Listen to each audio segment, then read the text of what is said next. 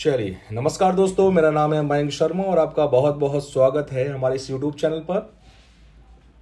दोस्तों, आज हम जनसत्ता के एडिटोरियल पर बात करने वाले हैं और ये हमारा जो लेख है, जो संपादकीय है, वो एक अनछुए विषय पर अपनी बात करता है, उसे स्पर्श करने की कोशिश करता है और वो है सार्वजनिक परिवहन की मुश्किल डगर। तो आज क्योंकि देखिए हम सामान्यतः बहुत सारी चीज़ों पर बात करते हैं। हम बात करते हैं पर्यावरण प्रदूषण पर, हम बात करते हैं स्त्री महिला सशक्तिकरण की और कई सारी अलग अलग चीज़ों पर बात करते हैं। हम आधुनिकीकरण की बात करते हैं, उदारीकरण की बात करते हैं।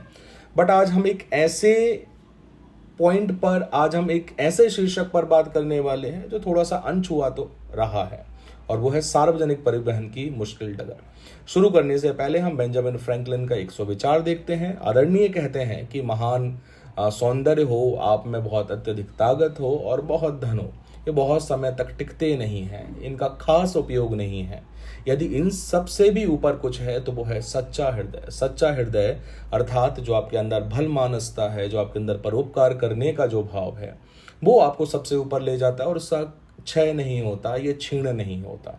ठीक है, तो बेंजामिन फ्रैंकलिन ने ये कहा है। तो कितना भी कमाइए, कितनी भी ताकत हो, कितने भी आप सुंदर लगते हैं, एक समय के बाद में खत्म हो जाएगा। वैसे हमारा जो आज का शीर्षक है, जैसे हम पहले ही बात कर चुके हैं, सार्वजनिक परिवहन की मुश्किल डगर।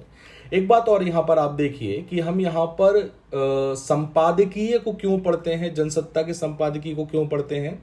देखिए, निबंध लेखन में बहुत महत्वपूर्ण आपको साबित होता है। कारण क्या है कि इसके जो डायमेंशन है, आपको मल्टी डायमेंशन देखने को मिलते हैं, काफ़ी सारे डायमेंशन देखने को मिलते हैं और हर एक डायमेंशन को पुष्ट करते हैं, पोषित करते हैं, जिससे क्या होता है कि चीज़ों को समझाने के लिए, व्यवस्थित करने के लिए ये आसान हो जाता है। तो मुझे तो ये जो है वो बेस्ट लगता है, इसलिए मैं हमेशा ही कहता हूँ यदि आपको निबंध लिखने की शुरुआत करनी है तो आपको किसी भी न्यूज़पेपर का संपादकीय पढ़ना चाहिए और सभी न्यूज़पेपर में मुझे जो है वो सही लगता है जनसत्ता का। तो आप चाहें तो आप इसको पढ़कर अपने निबंध को बेहतर बना सकते हैं। दीर्घ उत्तरीय प्रश्न में ही आपको सहायता देता है। आपको नए नए शब्द जो है वो आप चयन कर सकते हैं, उठा सकते हैं और अपने उत्तर लेखन में आप इनका प्रयोग कर सकते हैं। तो बहुत सारी चीज़ें आपको इससे मिलती है। दूसरा, रीडिंग कैपेसिटी बढ़ती है। हम लोग पढ़ना ही नहीं चाहते हैं, केवल न्यूज़पेपर इसलिए पढ़ते हैं। हमने यहाँ पर जो है वो अंडरलाइन कर लिया, फैक्ट उठा लिए बस। लेकिन फैक्ट उठाने से थोड़ी सारी बातें बनेगी, तो आपको प्रॉपरली उसको अच्छे से धैर्य के साथ पढ़ना होगा, तब जाके आप बेहतर मेंस में कर सकते हैं, मुख्य परीक्षा में कर सकते हैं। क्योंकि फैक्ट नहीं, आपको बहुत अच्छी तरीके से रीड करना पड़ेगा, जानना पड़ेगा। तो चलिए शुरू करते हैं। हाँ, टॉपिक जैसे अभी हम बार बार चर्चा कर रहे हैं, सार्वजनिक परिवहन की मुश्किल डगर। एक मिनट। हाँ, चलिए, सार्वजनिक परिवहन की मुश्किल डगर। अब यहाँ पर पॉइंट दिया है, केंद्र एवं राज्य सरकारें सार्वजनिक परिवहन के मामले में निवेश का ढांचा करती हैं। कायदे से सरकार को सबसे पहले मेट्रो के साथ यह भी इंतजाम करना चाहिए कि बसें भी उसी समय पर निर्बाध चलें। ठीक है, निर्बाध शब्द का मतलब होता है बिना बाधा के। जैसे मेट्रो चलती है, सड़क पर ऐसी व्यवस्था हो कि बसों को प्राथमिकता मिले। प्राथमिकता से मतलब क्या है कि जो हमारे पास अभी पुराने साधन हैं, पुराने साधन में हमारे पास बस हैं, ठीक है, और नए साधन हम जिनको जोड़ने का प्रयास कर रहे हैं वो हमारे पास में मेट्रो हैं। तो यहाँ पर एक बात कही गई है कि जो हमारे पास में पुराने साधन हैं, जो परंपरागत साधन हैं, उनको बेहतर तो किया जाए, उनको दुरुस्त किया जाए। साथ ही हम जो है वो मेट्रो करके या मेट्रो लगा के हम उस चीज़ को और ज़्यादा गति दे सकते हैं। तो कुल मिलाकर होता क्या है कि सामान्यतया होता क्या है कि हम नई नई चीज़ों के पीछे भागते हैं। अरे ये चीज़ मिली तो पुरानी चीज़ों को हटा दिया जाएगा। लेकिन सड़कों पर जो है तो बस चल रही हैं और आपको मेट्रो के लिए और जद्दोजहद करना पड़ेगा। तो पुरानी जो हमारे पास में साधन है, जो यातायात के साधन है, उनको दुरुस्त किया जाए और जो हमारे पास में और बेहतर, जैसे महानगरों में जरूरत भी पड़ती है हमें किनकी, मेट्रो ट्रेन की, तो हम उनको भी लगाए जाए। ठीक है, तो ये चीज़ अभी इन्होंने शुरुआत में कही है। अब हम शुरुआत करने वाले हैं और है दिल्ली समेत देश के कई बड़े शहर यातायात जाम की चपेट में हैं। बेंगलुरु जैसे शहर में तो यातायात को सुचारू रूप बनाने के लिए अधिकांश सड़कों पर एक दिशा में ही वाहनों को चलाने की अनुमति दी गई है। दिल्ली हो या आगरा, लखनऊ हो या चेन्नई, न सिर्फ महानगरों बल्कि शहरों में भी जाम की समस्या गंभीर होती जा रही है। अब यहाँ पर देखिए, हम छोटे छोटे प्रयास कर रहे हैं, चाहे वो दिल्ली के लिए हो, चाहे वो बेंगलुरु के लिए हो। छोटे छोटे प्रयास हमेशा यातायात के संबंध में होते रहे, लेकिन बहुत बड़े प्रयास नहीं हुए हैं और ज़मीनी प्रयास नहीं हुए हैं, इसलिए ये समस्या जो है वो ख़त्म नहीं हो रही है। यदि ज़मीनी प्रयास करते तो हम चाइना की तरह 2013 से 2020 तक इस समस्या को जो है वो समाप्त कर चुके होते। आज जैसे हम बात कर रहे हैं 2025 की, 2020 से 2025 तक आप देखेंगे ये समस्या का उन्मूलन हो चुका है। शुरुआत की थी 2013 से। तो हम इस एडिटोरियल में ये भी कुछ तुलनात्मक अध्ययन भी करेंगे, चाइना के साथ देख सकते हैं, इसके अलावा हम सिंगापुर देख सकते हैं, जर्मनी देख सकते हैं, अलग अलग स्थानों से हम तुलना भी करेंगे कि कारण क्या है कि हम इतना पीछे। जब तक ठोस कदम नहीं उठाएंगे तब तक कोई मतलब का यहाँ पर निकलेगा नहीं। दिल्ली हो या आगरा, लखनऊ हो या चेन्नई, न सिर्फ महानगरों बल्कि शहरों में भी जाम की समस्या गंभीर होती जा रही है। जाम में फंसने से लोगों की उत्पादकता पर तो असर पड़ता ही है, साथ ही प्रदूषण जैसी समस्याएं भी पैदा होती हैं। दो यहाँ पर समस्या आपके सामने बात रखी गई, उसमें है उत्पादकता, दूसरा क्या है सर? दूसरा है प्रदूषण। ठीक है, उत्पादकता का मतलब है कि भाई आप सुबह निकल रहे हो, आपको जो है वो ऑफिस की तरफ जाना है, लेकिन आपको उस जगह पर इतना बड़ा जाम मिल गया तो आपका मन वैसे ही खराब हो जाएगा। आप वहां पर जाकर अपना 100% नहीं दे पा रहे हैं क्योंकि वक्त ज़्यादा लग गया है, आपका जो है मन भी खराब हो गया है, तो इसके कारण आपकी उत्पादकता पर भी असर पड़ता है। दूसरा है प्रदूषण। प्रदूषण तो हो ही रहा है। चलिए आगे बढ़ते हैं। उत्तर भारत में तो सर्दियां आते ही प्रदूषण की स्थिति इतनी गंभीर हो जाती है कि पुरानी गाड़ियों के चलाने पर रोक तक लगा दी जाती है। प्रदूषण और जाम का सबसे बड़ा कारण है निजी वाहनों की अनियंत्रित होती संख्या। हालांकि अब देखो, इसमें कारण भी बता दिया है। कारण क्या है? हाँ, कारण इसमें क्या है? कारण है निजी जो वाहन है, निजी वाहन की अनियंत्रित होती संख्या। ठीक है, अब निजी वाहन जो है वो हम बहुत कैसे ले रहे हैं सर? कि भाई एक घर है, ठीक है, भाई साहब के पास में अच्छा पैसा है, तो क्या कर ली उन्होंने जो है बढ़िया 4-5 कार खरीद ली, ठीक है, और 2 व्हीलर भी खरीद ली। तो इस तरीके से क्या कर रहे हैं हम, यहाँ की निजी वाहनों की बढ़ोतरी हो रही है, बढ़ती संख्या है। ठीक है, भौतिकतावादी जो है वो हम इतने बन गए हैं कि हमें इस चीज़ें समझ में ही नहीं आ रही। बस हम क्या करते हैं, बस उन भौतिकवादी चीज़ों को बढ़ा रहे हैं। तो निजी वाहनों की अनियंत्रित होती संख्या। हालांकि सरकार की नीति हमेशा से ही रही है कि सार्वजनिक परिवहन को बढ़ावा दिया जाए, लेकिन जमीनी हकीकत कुछ और ही है। हालात यह है कि सरकार सार्वजनिक परिवहन के इस्तेमाल पर जोर देती है, लेकिन उसकी नीतियां ऐसी हैं कि निजी वाहन को बढ़ावा मिलता है। एक छोटी सी बात समझिए, मैं आपसे कहूं कि एक काम कीजिए, इस पौधे को हमको बड़ा करना है और आप इसको पानी दीजिए, लेकिन आप पानी कहाँ दे रहे हैं? पत्तियों पर। तो मुझे बताइए, क्या वो पौधा बढ़ेगा? क्या वो ग्रोथ करेगा? आप कहेंगे नहीं। लेकिन आप एक और चीज कह सकते हैं, दलील दे सकते हैं, सर हम पानी तो दे रहे हैं ना। पानी को सही जगह दिया जाए तब जाकर वो वृक्ष बड़ा होगा, वो पौधा बड़ा होगा। हमें जड़ों पर, हमको मूल समस्या को समझना पड़ेगा कि ये दिक्कतें क्या है। और सबसे बड़ी समस्या क्या हो गई है सर? कि यहाँ पर निजी वाहनों की अनियंत्रित होती संख्या, ये सबसे बड़ी समस्या है। तो हम उसमें हो सकता है कि टैक्स कम कर रहे हैं, जो है वो व्हीकल लोन है वो कम कर रहे हैं। इससे क्या होगा कि इससे सामान्य जनता और व्हीकल की ओर जाएगी, और जो परंपरागत साधन हैं, सार्वजनिक यातायात साधन है, हम उनको पीछे छोड़ते हुए चले जाएंगे। तो ये हमें मूल समस्या को समझना पड़ेगा। तो सरकार पहल तो कर रही है, योजनाएं तो बना रही है, लेकिन वो पत्तियों पर पानी देने जैसा है। ठीक है। अगर विशेषज्ञों की माने तो दिल्ली जैसे शहर में 57% से अधिक लोग निजी गाड़ियों का इस्तेमाल करते हैं, जबकि कायदे से होना यह चाहिए कि शहर के कम से कम 70 से 80% लोग सार्वजनिक परिवहन का इस्तेमाल करें। ठीक है। 15 साल पहले चीन के, अब देखिए इसी की ही हम चर्चा करने वाले थे जहां पर केस स्टडी समझ में आती है। 15 साल पहले चीन की बीजिंग शहर की भी लगभग वही स्थिति थी जो अमूमन सर्दियों में दिल्ली और एनसीआर की शहरों की होती है। मगर बीजिंग में जब सार्वजनिक परिवहन को बढ़ावा देने समेत कुछ ठोस कदम उठाए गए तो 2013 से हालत बदलने शुरू हो गए और 2020 आते आते स्थिति पूरी तरह काबू हो गई।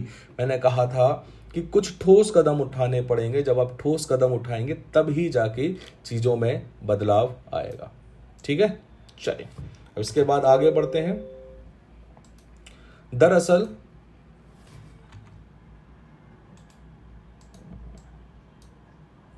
एक मिनट, सॉरी यार, पहले उसको हटा दें, इसके बाद आगे बढ़ते हैं।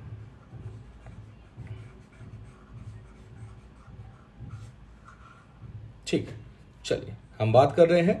दरअसल निजी गाड़ियों की बढ़ती संख्या से समस्या जटिल हो रही है।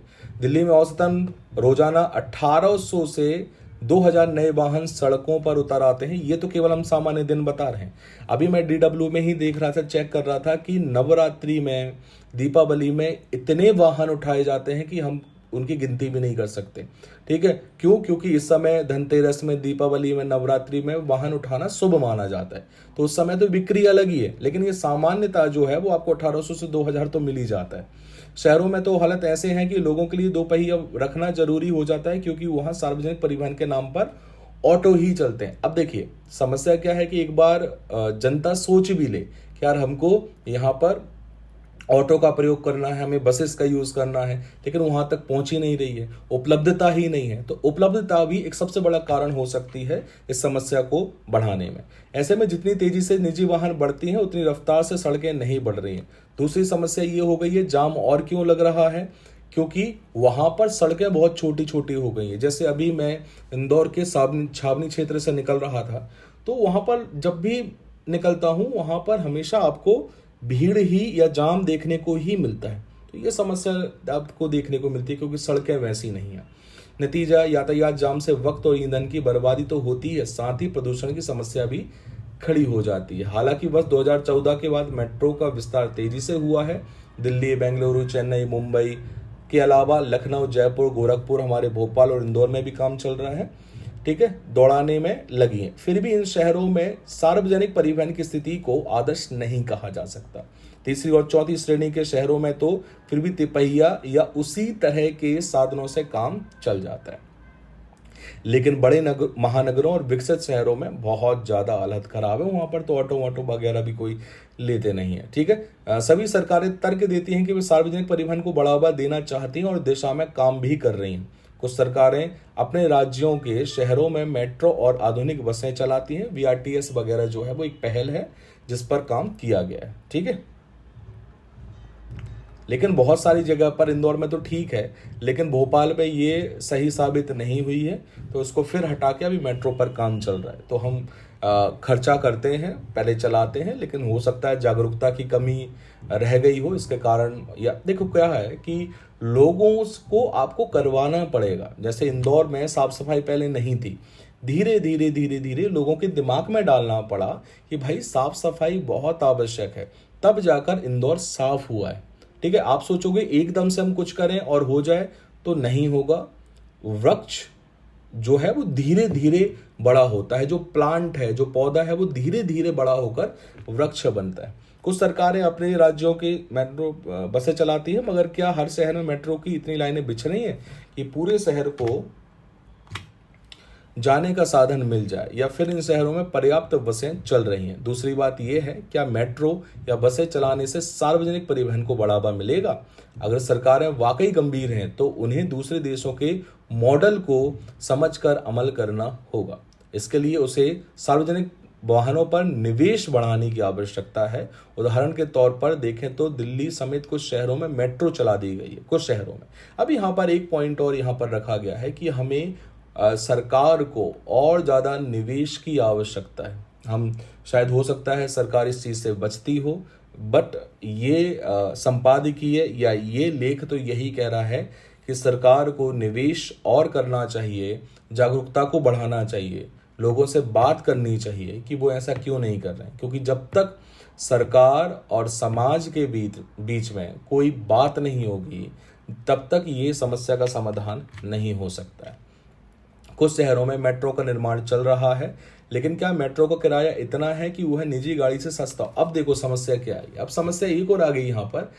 वो क्या है कि यहाँ पर जो मेट्रो ट्रेन है, एक मिनट, हाँ चलिए, यहाँ पर जो मेट्रो ट्रेन की बात की जा रही है उसके अंतर्गत हम यहाँ पर किराए की भी बात कर रहे हैं, क्योंकि जनता सामान्य तो है ही, उसके बाद में आपको ऐसी जनता भी मिलती है जिसके पास में उतना ज़्यादा पैसा नहीं है और वो खर्चा नहीं करना चाहता है। अब आप कहोगे सर बाइक में तो खर्चा कर देते हैं, ठीक है, अब वो निजी साधन हो जाता है तो उस पर खर्चा कर लेते हैं, लेकिन जब हम यातायात के साधनों की बात करते हैं तो वहाँ पर पैसा खर्च करने से आदमी बचता है, ठीक है। लेकिन क्या मेट्रो का किराया इतना है कि वह निजी गाड़ी से सस्ता हो? अभी स्थिति यह है कि दिल्ली जैसे शहर में मेट्रो शुरू होने के 23 वर्ष बाद भी मेट्रो और बस का किराया एक नहीं है, ठीक है। अब यहाँ पर आगे भी बताया जाएगा कि किस जगह पर आपको दोनों का किराया लगभग एक देखने को मिलता है, ठीक है। क्योंकि देखिए समस्या बतानी है तो हमें उसका एक केस स्टडी, एक समाधान भी बताना पड़ेगा।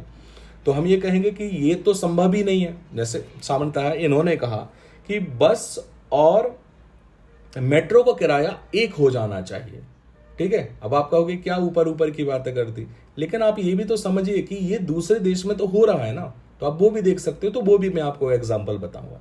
कार्ड भले ही एक चले, लेकिन दोनों के अलग अलग किराया देना होता है। ये समस्या होती है, आम लोगों के लिहाज से ज्यादा किराया किसी भी सार्वजनिक परिवहन की परिकल्पना को अधूरा बनाता है। ये सबसे बड़ा कारण यहाँ है।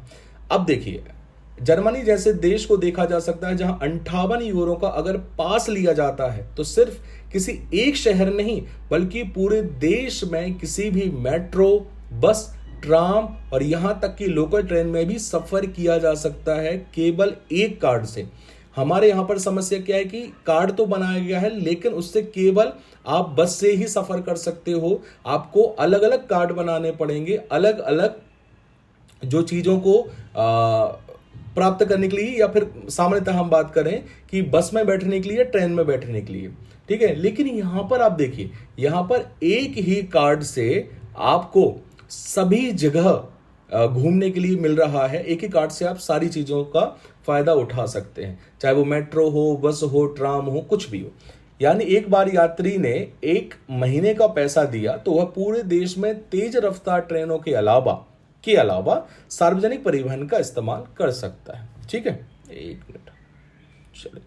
वहां सार्वजनिक परिवहन पर निवेश का अंदाजा इसी बात से लगाया जा सकता है कि मेट्रो, बस और ट्राम आदि के निर्माण पर तो वहां के स्थानीय निकाय पैसा लगाते हैं। साथ ही सरकारें 1.5 अरब यूरो की सब्सिडी भी देती है। जर्मनी में इसी साल इसे और बढ़ाने की योजना भी की गई है। वहीं भारत में केंद्र और राज्य सरकारें मिलकर मेट्रो ट्रेन के लिए 50% तक राशि देती।